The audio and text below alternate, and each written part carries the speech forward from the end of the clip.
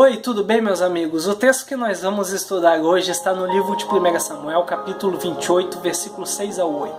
Acompanhe comigo a leitura. Consultou Saul ao Senhor, porém o Senhor não lhe respondeu, nem por sonhos, nem por urim, nem por profetas. Então disse Saul aos seus servos: apontai-me uma mulher que seja médio, para que me encontre com ela e a consulte. Disseram-lhe os seus servos: há uma mulher em Endor que é médio. Saul disfarçou-se, vestiu outras roupas e se foi com ele 2 homens, e de noite chegaram à mulher. E lhe disse: peço-te que me adivinhes pela necromancia e me faça subir aquele que eu te disser.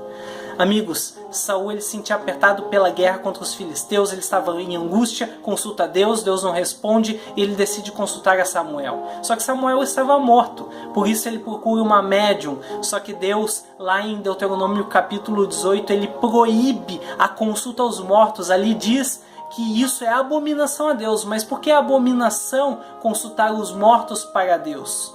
Porque os mortos, segundo o livro de Eclesiastes, capítulo 9, versículo 5 e 6 e versículo 10, eles estão em como se fosse um sono. Eles não têm consciência. Ali nesse texto de Eclesiastes fala que para eles amor, ódio, inveja, para eles tudo isso passou. Ou seja, eles não têm consciência de nada. Eles não têm amor porque não têm consciência. Não têm ódio porque não têm consciência. Ali também fala que eles não têm conhecimento de nada que acontece na terra.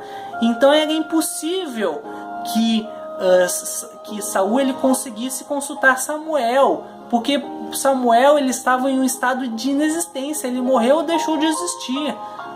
A morte não é um estado de consciência, segundo a filosofia grega diz. É um estado em que o morto não tem consciência de nada, porque ele não existe mais. Tanto que quando Lázaro morreu, Jesus disse: Lázaro adormeceu, mas eu vou para despertá-lo. E Jesus ressuscitou Lázaro, porque a Bíblia nos traz a promessa de que os mortos vão ressuscitar. Imagina o seu querido que você tanto ama. A Bíblia traz a promessa que na volta de Jesus, ao ser soada a trombeta de Deus, aquela pessoa querida que você ama vai ser ressuscitada, e você vai abraçar a essa pessoa e vocês vão subir rumo às mansões celestiais. Digam amém. Glória a Deus por causa disso, porque a gente tem a promessa de que os justos serão ressuscitados. Olha essa coisa tremenda.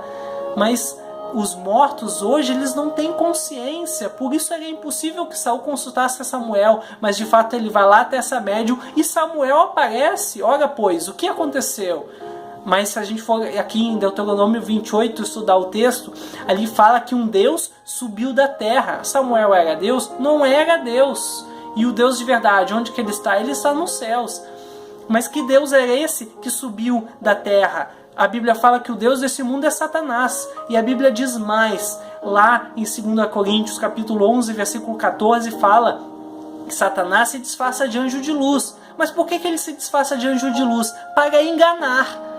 Então, aqui também, se ele se disfarça de anjo de luz, ele pode se disfarçar de Samuel. Mas por qual propósito? Para enganar a Saul.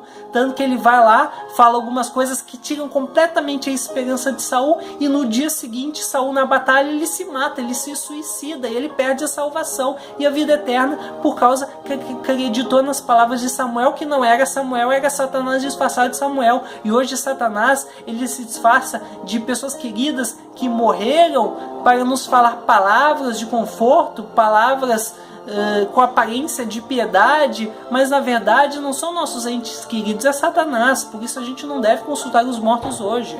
Mas tem pessoas salvas em todas as igrejas hoje, tem pessoas salvas no catolicismo, no espiritismo, tem pessoas salvas em todas as igrejas protestantes. Só que o que acontece, apesar de placa de igreja não salvar ninguém, que placa de igreja pode fazer perder, sim. Se você está numa igreja ou numa religião que não prega a verdade, essa religião pode fazer você se perder. Você tem que ir para a Bíblia. A Bíblia é a única fonte segura para nós nos protegermos dos enganos de Satanás.